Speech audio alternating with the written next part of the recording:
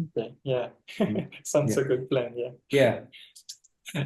Let's move so on to the writing. So in 2016, the remake of The Magnificent Seven, directed by Hmm. Antoine Fuqua, was released, which I Hmm. really enjoyed. So, Yeah. and how do you approach writing the remake of such a classic film? What are the things to look out, and what are the liberties that you can take on this?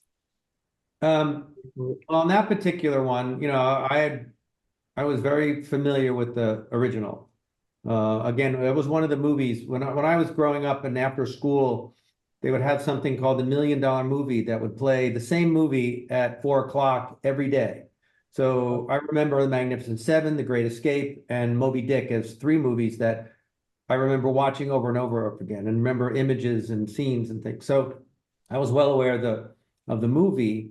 Um, when I was approached, there was a screenplay by a really well-known screenwriter, um, who doesn't get credit for it, on the movie, that I just thought the movie was a different kind of movie. I don't know what it really Mhm. was, and it was also Denzel was in it. And I had just worked with Denzel on The Equalizer, so and I was actually readying Equalizer 2 at the same time. So, and I writing Jack Reacher at the same time. So I was like, they wanted me to come in and I didn't know. And I read it and I thought, oh, I see what's wrong. It's a couple years after the Civil War. And you have to address the fact that there was a whole relationship between Denzel's character and Chris Pratt's character that was not realistic because he was black and he was white and they were fighting over a woman, which was not going to be realistic, and it had a Mhm. past, and I don't know how that. So I had to kind of deconstruct it.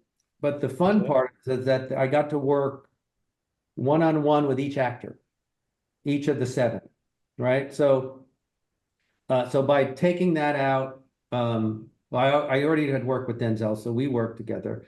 But Chris, I had never worked with, and I met him, and I had to go to his house to explain that I was taking his whole character out of Oh, the movie, and yeah. we have to create another character.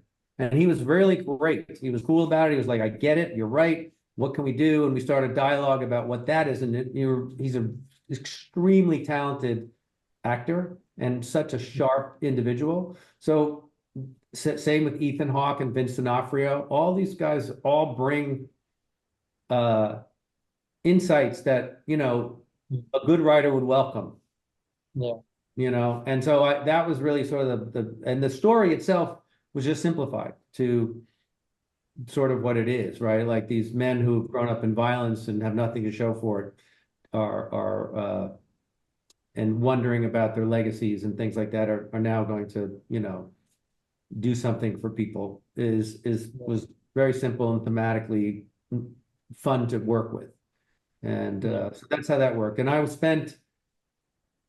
I guess I spent 20 weeks on the set and in pre-production and working with all the actors and rehearsing. And again, I had worked with Antoine on Equalizer. So we had a shorthand. And I could ask, so I wasn't writing something he wouldn't shoot and things like Mhm. that. Um, so that's how that came to be.